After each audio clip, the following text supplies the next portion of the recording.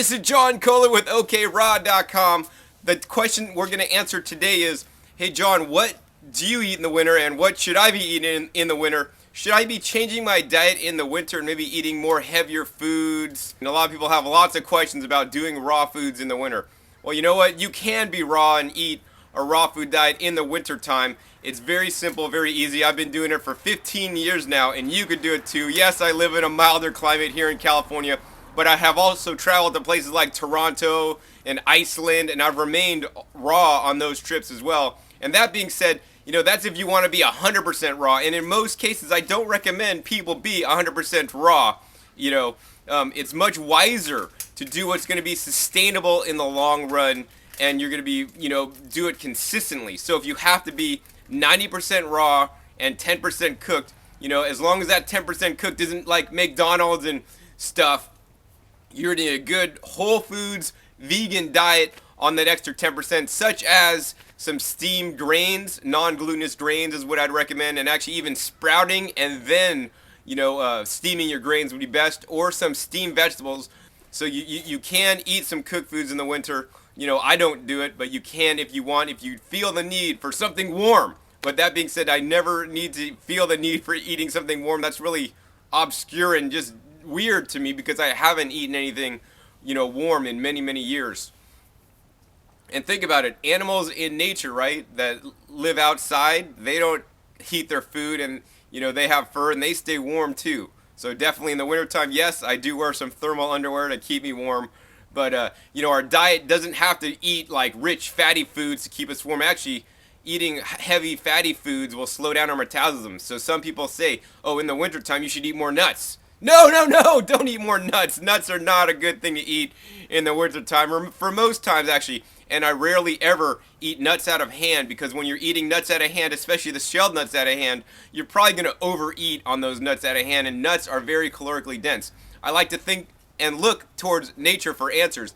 And in nature, if there was like an almond tree, for example, my brother has an almond tree in Las Vegas. If there was an almond tree in front of me, I could go climb his fence, stand on the fence, and then pick off one of the fruits off the fence or one of the almonds. I'd have to shell the outer skin off, then I'd have the shell that if you buy in-shell almonds, that's what it looks like. Then I'd have to crack that open, and then I could eat one nut. And so if we were in nature, we wouldn't naturally be eating that many nuts. We'd have to just, get one, crack it, and then be able to eat one nut. And we have to repeat the process. So eating handfuls of nuts is not the answer. That's going to give you a very calorically dense diet, and basically you're going to pack on the fat and pack on the calories, which is probably going to pack on the weight. And there's some raw food teachers out there that say, oh yeah, you could eat all the fat you want as long as it's a raw fat. That's absolutely not true. You can't eat as much raw fat as you want. While raw fat may be healthier than a cooked fat or an animal fat, it's fat is still fat, and we want to watch the amount of fat consumption we eat, especially people into raw foods. And that's one of the grave errors I see a lot of people make in raw foods. They eat too high of fat percentage in their diet, and it causes them to basically not get the results they want. Maybe in the short term, if you're transitioning over from a standard American diet to a higher fat raw food diet, because the standard American diet is also high in fat, it may be a better fat, but in the long run, it's not going to be healthy and it's not going to be sustainable. So you want to lower that fat consumption. And you may have to do this gradually over time. One of the sayings I like to say is, by the inch, it's a cinch, by the yard, it's hard. So you want to slowly and systematically reduce the amount of fat you're eating into your diet until you're at a level where you feel comfortable. Some people in raw foods recommend maybe as low as 10%, calories from fat. I'd maybe am more near the 20%, but we obviously should do lower. But 20% I think is still all right, as long as you're eating the right kinds of fats. So fats including foods that are rich in omega-3 fatty acids. And a lot of people don't really know that even standard vegetables, I'm sitting next to my lettuce bed here, and all my lettuce has fats in it, and actually they do contain omega-3 fatty acids in it. So if you eat a diet of nothing but leaves, you're going to get small amounts of fat in the proper proportions. So we really don't need to be eating supplementary fats to keep us warm in the wintertime. If you do get cold in the wintertime, you want to start moving, right? Motion creates warmth, and you want to start moving and exercising. And if you're just sedentary in winter, which most people do, they retreat to their homes that are heated, then guess what? You're probably going to be cold and you're going to need that heater on, but you need to get outside, get some exercise, and eat some warming foods if you get cold. I just grew a whole bunch of, actually in this bed here, before the lettuce was planted, we grew peppers. I grew, I don't know, over 60 pepper plants. We had sweet and hot peppers, and a lot of those hot peppers actually got dehydrated into dried hot peppers, and I add those, every few days into my different dressings or into different recipes that I'm making in the kitchen, and that spices up and heats up the food, which then warms me up a little bit. I personally don't drink any warm teas or anything like that, but people also can drink warm teas if they feel the need to stay warm on a raw foods diet. And drinking warm teas or steamed vegetables or steamed non-glutinous grains, in my opinion, are much healthier than mouthing on nuts out of the bag. Absolutely, and I'd encourage you to do some of those cooked things versus some of the raw things. And another raw thing that people do often in the wintertime is dried fruits, or dried fruits and nuts combination, which is really not so good at all. So my diet in the wintertime, what does it look like? Well, it basically looks like every other day of the year for me. In the morning, I generally eat either fresh fruit until I'm full. So this morning I had a whole bunch of persimmons until I was nice and happy.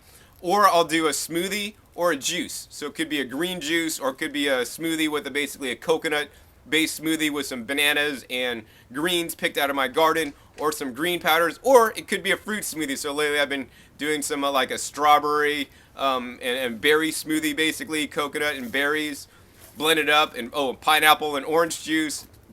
Every day is a little bit different. So that's my breakfast, is either a fruit smoothie, vegetable smoothie, or a vegetable juice. Sometimes I do fruit juice, but I encourage people to, eat their fruits whole or blend them up so that you get the fiber, because when you juice the fruits, you're basically getting like a sugar water, and that's going to give you a sugar rush. Nothing's wrong with that, but nonetheless, it's always best to eat the fiber with the fruits. And if you have a problem actually digesting fruits, even just eating them fresh, you could also eat a piece of apple, for example, and then take a bite of cucumber, or a bite of romaine lettuce, or a bite of celery, which is going to add more fiber in when you're eating your fruits, which then is going to slow down the sugar absorption, because the fiber slows down the sugar absorption into your body. So the next meal for lunch, I basically do the same thing for breakfast, but I do something else. So if I did fruit for breakfast, then I'll do a smoothie for lunch, or I'll do a green juice for lunch, or I'll just mix it up. If I have a lot of fruit that's going right, maybe I'll do another fruit, for lunch, but I'll eat a different fruit, and I try to rotate always and every day, eat a different kind of fruit. Obviously, when, the different seasons are in, I eat seasonally fruit. So I had pineapple guavas for lunch today, and with persimmons for breakfast, and, then later in the evening for my dinner time, I'll eat a big salad. So this is like fresh greens out of my garden, basically a vegetable base with maybe a handful of nuts mixed in the Vitamix with say, for example, an orange juice, just macadamia nuts and orange juice, blend up in the blender, makes an amazing dressing to put over my salad. Throughout the day, I may snack on other fruits and or juices or green smoothies if I get hungry. And you'll rarely find me ever snacking on nuts, and I'm not a big advocate, as I said earlier, of eating nuts out of hand. It's probably healthier, and it's always good, better, best. And if you're coming from a place where you're eating a lot of nuts, well, then try to reduce those nuts. And instead of eating nuts, I encourage you to eat water-rich fats. So water-rich fats instead of nuts, because they're much more dense. An avocado or a coconut, the young coconut will be a much better source of fat, or even olives, as long as they're not salted, are better sources of fats than, just dense nuts. But that being said, we want to reduce our consumption of nuts and move towards eating fresh fruits and fresh vegetables. That should be the mainstay. No matter what time of year, you could always get fresh fruits and fresh vegetables at your local grocery store, at your local health food store. And maybe in the wintertime, if you want to eat more root vegetables, I have a mass abundance of Jerusalem artichokes, which are amazing. Those are amazing winter vegetables that I eat in season when they are fresh harvested. I also have chufa nuts. They're actually great. The chufa nuts are actually a tuberous root. They have very little fat. They're more starchy, but they have that nutty flavor. And the Spanish make horchata out of the chufa nuts. I also have cronies or Chinese artichokes. There's so many different things growing. And that's the other thing, is you want to start to grow your own food. And in the wintertime, you could definitely grow food no matter where you live. You have to grow some sprouts in your kitchen. So growing wheatgrass to juice, or grow sunflower greens or buckwheat greens to eat in your salads or pea greens. Those are amazing. It's very important to get live food into your body when you're doing raw foods. A lot of people into raw foods might get all these packaged products.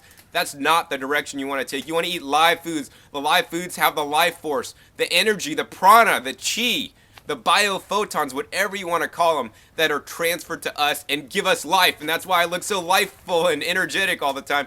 I'm eating live foods. I'm not one of those raw foods that buy all these packaged products and mail order and eating all that kind of stuff.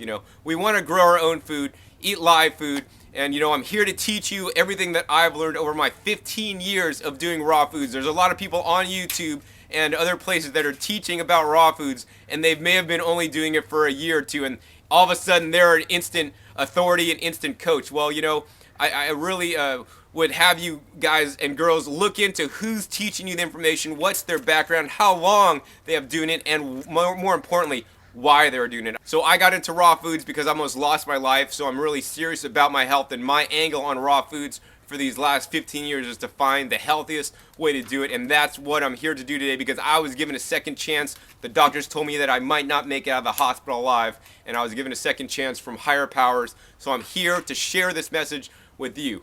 And so I have my OK Raw YouTube channel to share with you my raw foods teachings. And now, more importantly than my raw foods teachings, I'm teaching people how to grow food on Growing Your Greens YouTube channel, or growingyourgreens.com. Also,okraw.com is the website for my raw foods teachings. So hopefully today you've learned more about what to eat in the wintertime. You're going to basically eat a fresh fruit and fresh vegetable diet is the primary goal. Eat mostly fresh. Grow your own sprouts. Minimize the nuts, minimize the fats, minimize the dried foods, and eat some cooked, steamed vegetables and non-glutinous grains, and have some tea if you really need it to stay warm. So this is John Kohler withokraw.com. We'll see you next time, and keep eating your fresh fruits and vegetables.